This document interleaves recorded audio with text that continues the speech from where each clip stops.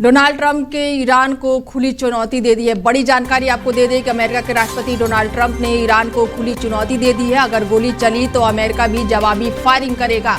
और ईरान में प्रदर्शन से अब तक 217 लोगों की जान जा चुकी है। बड़ी जानकारी आपको दे दें कि लगातार ईरान में आगजनी मामले देखने को मिल रहे हैं और ऐसे में 217 लोगों की जान जा चुकी है। बड़ी जानकारी आपको दे दें कि ईरान में लगातार हालात जो है वो बेहद ही खराब हुए पड़े हैं और ऐसे में 217 लोगों की मौत हो चुकी है।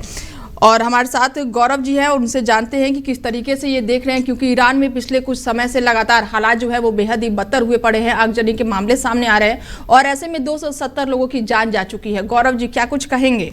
गौरव जी, मेरी आवाज आ रही है आपको? हाँ जी आ रही है।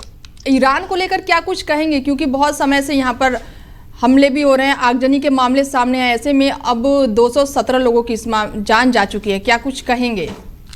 ये बहुत ही बेहद ही खराब न्यूज है। 270 लोग उनकी जान जाना, और इसके लिए काफी बेहद ही इस तरीके के नहीं होना चाहिए। और इसके लिए सारे देश, सारी कंट्रीज को आपस में मिलकर कुछ देखना चाहिए कि इसको कैसे रिजॉल्व किया जाए इस मैटर। बिल्कुल, ट्रंप ने खुली चुनौती ईरान को दे दी है गौरव जी कि अगर गोली चली तो फिर जवाबी कार्रवाई अमेरिका भी करेगा। तो क्या कह सकते हैं कि वेनेजुएला की तरह भी ईरान के हालात हो सकते हैं?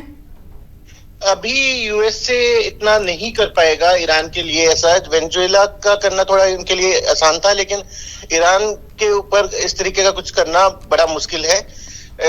बाकी रूस भी इसमें इंटरवीन करेगा अगर कुछ होता है, और इंडिया भी इस तरीके की चीजों को नहीं पूरा नहीं होने देगा। ठीक है, बहुत शुक्रिया गौरव जी जुड़ने के लिए।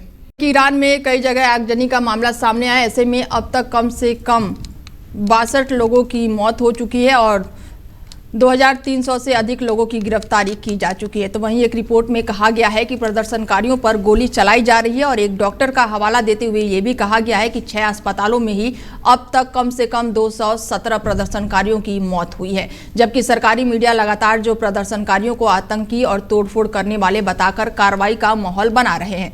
दूसरी ओर राष्ट्रपति डोनाल्ड ट्रंप ने हालातों को लेकर बेहद ही आक्रामक रुख अपना लिया है। उन्होंने कहा कि ईरान बहुत बड़ी मुसीबत में है और ईरान की सरकार के लिए अच्छा ही होगा कि वो प्रदर्शनकारियों पर गोली ना चलाना शुरू करे, नहीं तो अमेरिका भी गोली चलाएगा। ट्रंप ने स्पष्ट किया है कि इसका मतलब जमीनी सैन्य कार्रवाई नहीं होगी, लेकिन ईरान की जहां दर्द होगा वहां चोट दी जाएगी। एक इंटरव्यू में उन्होंने संकेत देते हुए कहा है कि खामेनेई शायद देश छोड़ने की तैयारी में है। ऐसे में ईरान जो है वो लगातार चपेट में देखने को मिल रहा है। आगजनी की वहां की जो जनता है वो पूरी तरह से उग्र हो चुकी है। हालांकि ट्रंप ने भी अब कहीं ना कहीं चेतावनी दे दी है।